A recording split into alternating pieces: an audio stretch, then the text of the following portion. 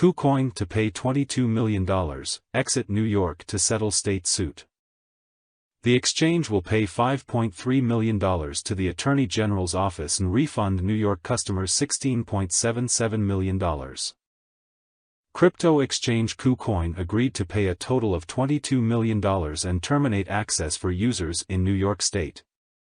Court documents filed on Tuesday from the Supreme Court of the State of New York County showed KuCoin will refund $16.77 million to New York customers and pay $5.3 million to the Attorney General of the State of New York to settle charges it violated securities laws by offering tokens, including Ether, that meet the definition of a security without registering with the Attorney General's office.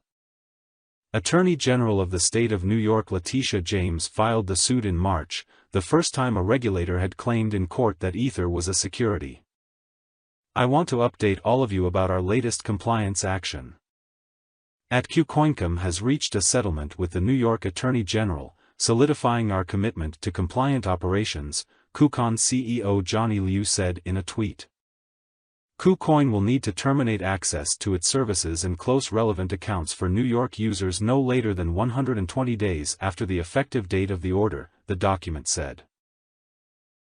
Starkware distributing $3.5 million fees to developers in Devonomics program.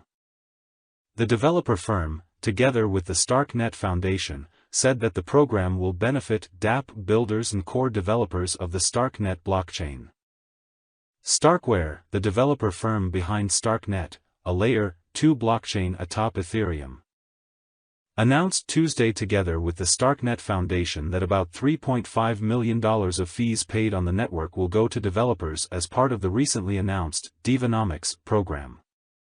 According to a press release, about 10% of the network fees from the project's launch through November 30, amounting to about 1,600 ETH, will be distributed, intended to support the StarkNet ecosystem.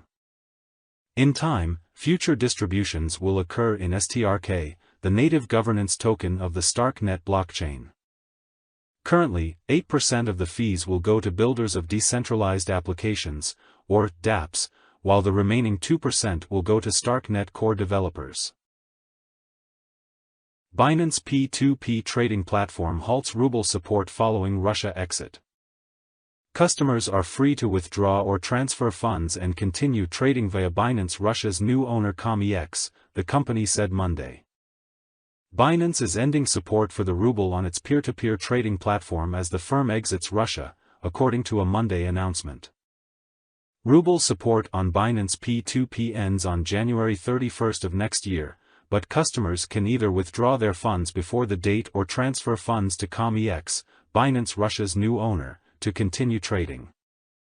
In September, the world's largest crypto exchange said it was fully exiting the market and selling its local business to CommEx, which was seemingly launched a day before the sale agreement was announced.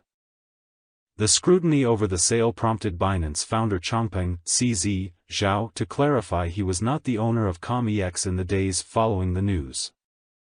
The company said in September that it was leaving Russia because being active in the country didn't align with Binance's compliance strategy.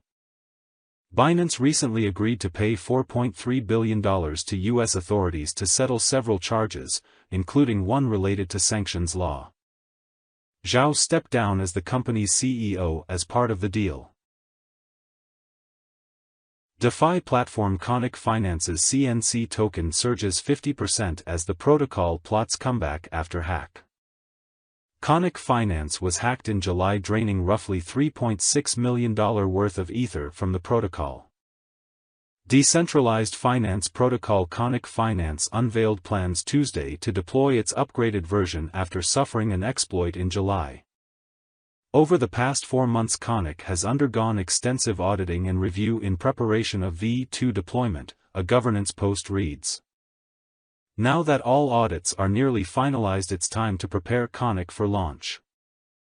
The protocol's governance token CNC jumped about 50% to $2.20 immediately after the announcement, CoinGecko data shows.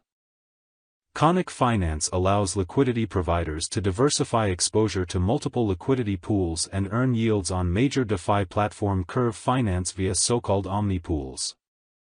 According to the governance post, the protocol will hold voting in 2 days about the list of supported omnipool assets. Whitelist Curve pools for each omnipool and initial liquidity allocation weights. Once the votes conclude, a separate governance proposal about the V2 deployment will include new features, reimbursement schemes and incentives. The comeback plan follows a hacker attack on the protocol in July, which saw roughly 1,700 ETH, worth over $3.6 million at the time, drained from Conic's ETH omnipool exploiting a read-only reentrancy bug. The total value locked on Conic recently dropped to below $1 million from around $150 million before the attack, according to Defilama data. Donald Trump unveils new mugshot NFTs, stirring up prices for his previous NFTs. Buy enough of them and you can get a piece of the suit the former U.S. president wore when he arrested in August. Donald Trump announced a new $99 NFT collection, the Mugshot Edition, a nod to the former U.S. president's legal troubles, that stirred up prices for the non-fungible tokens he'd already issued. Those who buy 47 Trump cards, if elected next year. Trump would be the 47th U.S. president, or more, will get to have dinner with the former resident at Mar-a-Lago and receive a piece of the suit Trump wore for his mugshot when he was arrested in August.